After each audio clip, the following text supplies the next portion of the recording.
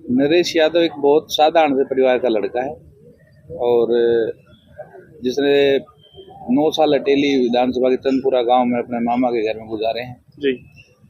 यहीं पे शिक्षा भी प्राथमिक शिक्षा कह लो और एक बेसिक जो नींव बनने का समय जो था, नींव बनी वो यहीं से बनी है। जो संस्कार मिले वो यहीं से मिले, संस्कार मिले, नींव मिली, या जो भी संघर्ष कराया, चाहे वो हमने बचपन में चाहे खेतों में काम किया है, लावणी हमने की है, गवार हमने उगता देखा है, बाजरा हमने उगाया है, कटाई की है, सरसों कटाई की है, पहले चना उगता था, अब चीजें अब समय बदल गया, मौसम बदल गया, चना और गवार हमारे यहाँ खत्म हो गया है जी। अब बाजरा और सरसों ज्यादा उगाई जाती है। और ये सब चीजें हमने यहाँ देखी हैं। चाहे यहाँ पे अटेली में हम पुराने बचपन में, मैंने पहले भी लोगों को बताया कि भाई 2 रुपए बचा के 50 पैसे बचा के कचौड़ी खाना, जो एक किशोर अवस्था में सब लोग करते हैं, वो सब चीजें हमने की है। मतलब वो मस्ती का समय गुजारा है। अलग अटेली तो मेरे लिए मेरा खेल का मैदान कह लो, शिक्षा का मैदान कह लो, सब कुछ मेरे लिए चंदपुरा गांव और ये अटेली रहा है। उस समय में और आज के समय में क्या बदलाव दिखता है अटेली?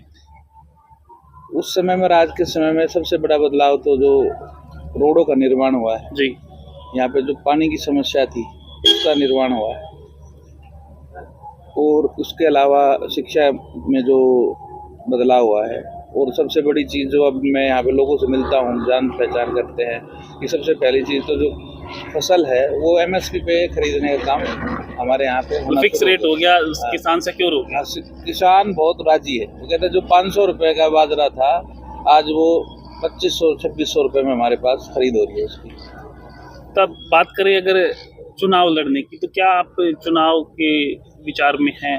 देखिए, मैं अभी यहाँ पर सिर्फ भाजपा के लिए वोट मांगने आया हूँ। भारतीय जनता पार्टी के लिए जो काम भारतीय जनता पार्टी ने किए हैं उसमें कोई कमी लोगों को लगती है। भारतीय जनता पार्टी के जो काम लोगों को नहीं पता, जो सब्सिडी स्कीम्स नहीं पता है, उनको लोगों को बताने का काम मैं यहाँ करने आया। तो जो स्कीम्स आती है वो लोगों तक पहुँच ही नहीं पाती, उन्हें पता ही नहीं होता क्या हो रहा है। जो सब्सिडी स्कीम्स आ रही हैं, पशुपालन से रिलेटेड आ रही है, सोलर पैनल से रिलेटेड आ रही है, ये महिलाओं के लिए जो स्कीमें आती हैं, चाहे वो शादी से शगुन योजना है, तो वो जो भी सिलाई मशीन की भी चल रही है, जो भी योजनाएं भारत सरकार और राज्य सरकार द्वारा चलाई जा रही है उनको लोगों तक पहुंच रही है, नहीं पहुंच रही उसका लोगों से जायजा ले रहे हैं।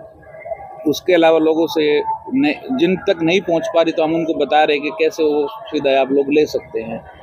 और आजकल सब चीज़ें लोगों को बता भी रहे, कहीं भागदौड़ करने की जरूरत नहीं है। सब चीज़ें भारत सरकार, राज्य सरकार ने ऑनलाइन सुविधाएं दी हुई है। आप देख सकते हैं कहीं से सब जगह ऑनलाइन है, तो सब जगह ऑनलाइन आप अप्लाई करो, आपको ना किसी की जरूरत है ना कुछ है, आप अपने कागज पूरे करिए, अप्लाई करिए। और लोगों को बोलते भी है कि कौशल विकास योजना की ट्रेनिंग लीजिए, और ट्रेनिंग लेने से आपको ये फायदा है कि आप उसके लिए जो भी बड़ी स्कीम है, बड़ी पॉलिसीज हैं सरकार की, उनको आप फायदा ज्यादा उठा सकते हैं। मतलब एक ट्रेनिंग लेके आप उस पद तक भी पहुंच सकते हैं। जी जी बिल्कुल। अच्छा व्यापार भी कर सकते, कम पढ़े लिखे लोगों के लिए कौशल विकास योजना है, ताकि वो उससे अपना एक नया रोजगार, नया जीवन यापन का तरीका ढूंढ सके। क्या स्टार्टिंग एजुकेशन आपकी महेंद्रगढ़ या अटेली विधानसभा से रही?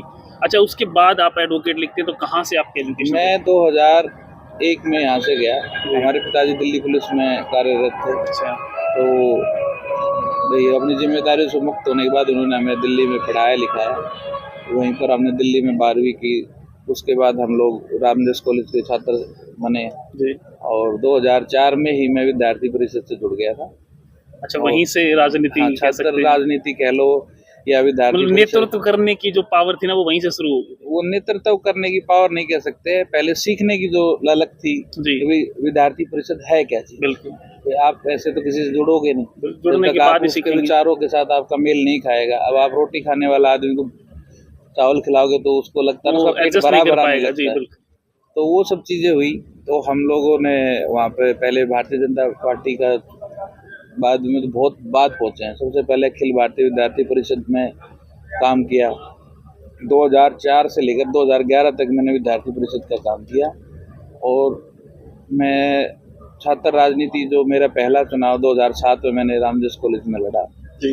और मेरे साथियों की वजह से उन्होंने मुझे चुनाव लड़ाया। उन्होंने विचार कैसे बना था उस चुनाव का, अगर याद हो? वो क्या विचार बना कि 2 साल मैंने 2004, 5, 6 तक हमने काम किया जी। तो साथी लोग बोले कि भाई अब आप चुनाव की तैयारी कर लें, तो मैं बोला कि देखते हैं। तो जब 2007 का समय आया तो हमने उसका साथियों के कहने पे चुनाव मैंने लड़ा। तो उसके बाद फिर कैसे क्या रहा? और फिर मैं दिल्ली विश्वविद्यालय में उसी साल ही दिल्ली यूनिवर्सिटी स्टूडेंट यूनियन का एग्जीक्यूटिव काउंसलर भी बना, और 2011 तक फिर मैंने छात्र संघ में विद्यार्थी परिषद में काम किया, और विद्यार्थी परिषद ने मेरे भाई को 2011 में उपाध्यक्ष का टिकट दिया जी। और हमने विद्यार्थी परिषद को उसके सहयोग से उस सीट को जीता और चुनाव जीता के हमने विद्यार्थी परिषद को और मजबूत किया। तो छात्रों के लिए बहुत कुछ किया है। छात्रों के लिए बात करें तो मैंने अपने इस इलाके के मतलब बात करूँ तो हजारों छात्रों की मैंने मदद की है। वो हर कॉलेज में जैसे कि पैनल बने होते हैं, एक एबीपी पैनल है, तो एबीपी पैनल के तहत मैंने दक्षिण हरियाणा के करीबन सैकड़ों बच्चों को चुनाव लड़ाया। इवन दो एक तो मामा के परिवार से ही लड़का था, वो आए अरविंदो कॉलेज में मैंने उसको चुनाव लड़वाया। अच्छा। आकाश यादव है, वो अभी एक अच्छे पद पे, उसकी थोड़े दिन पहले उसका फोन आया कि भाई मेरा ज्वाइनिंग हो गई है। अच्छा। आईबी में उसका कुछ ज्वाइनिंग हुआ है, तो बोला कि भाई मैं आपसे मिलने आऊँगा। अब तो मैं ही मिलने आ रखा हूँ, तुम यही मिलो। अच्छा, तो यहाँ से भी बहुत से स्टूडेंट्स डीयू में जाते हैं। हाँ, जो डीयू में जितने छात्र यहाँ से गए हैं, मोस्टली मेरा उनसे कुछ ना कुछ परिचय किसी न किसी तरीके से रहा है। मैंने ऐसे बच्चों की मदद की है कि वहाँ पे लोकल गार्जियन बन के उनकी मदद की है। उनको यदि उच्च शिक्षा के लिए कोई दाखिले में मदद चाहिए, वो भी हमने मदद की है। उसके अलावा किसी को अच्छी कोचिंग की ज़रूरत पड़ी, हमने उसकी भी मदद की है। और जिनको कोचिंग की मदद दी, उसमें से ये मान के चलिए 100 बच्चों को एक उदाहरण के तौर पर मैंने पढ़ाया, तो उसमें से 60-70 बच्चे अच्छे पदों पर कार्यरत है। कोई इनकम टैक्स में है, कोई नारकोटिक्स में है, कोई CSF में है, कोई मतलब मेहनत सफल रही। सबकी मेहनत, वो मेहनत उनकी थी, हम तो एक छोटा जरिया है। बिल्कुल। और यही चीज़ मेरा आगे अभी तक मैं ये करता रहा हूँ। अच्छा, आप अभी टिल्ली के गांव में घूम रहे हैं, विधानसभा की बात करें तो कैसा रिस्पॉन्स या क्या भारतीय जनता पार्टी के बारे में लोगों का विचार है, कैसा सोचना है? भारतीय जनता पार्टी के लोग ये सोच ये है कि जो कुछ जब से अटेली विधानसभा कह लो या दक्षिण हरियाणा की बात करें हम जी, तो सब लोगों की एक ही राय है कि जो विकास और जो कार्य भारतीय जनता पार्टी ने इस क्षेत्र के लिए किए, किसी भी नेता ने आज तक यहाँ पे वो काम नहीं किए, ना किसी पार्टी ने किए।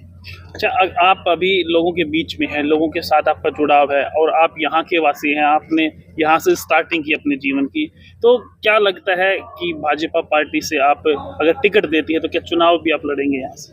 देखो, वो पार्टी का निर्णय है। यदि उनको लगता है कि मैं योग्य हूँ जी और मुझे लड़ाना उनको चाहिए तो लड़ाएंगे, तो हम पार्टी के आदेश का पालन करेंगे और चुनाव लड़ने के लिए तो चुनाव भी लड़ेंगे। और यहाँ की जनता तो ये है कि पार्टी जिसको भी टिकट देगी, पार्टी भारतीय जनता पार्टी के किसी भी प्रत्याशी को टिकट दे, तो यहाँ के लोग उसे बड़े बहुमत से जिताने का काम करेंगे।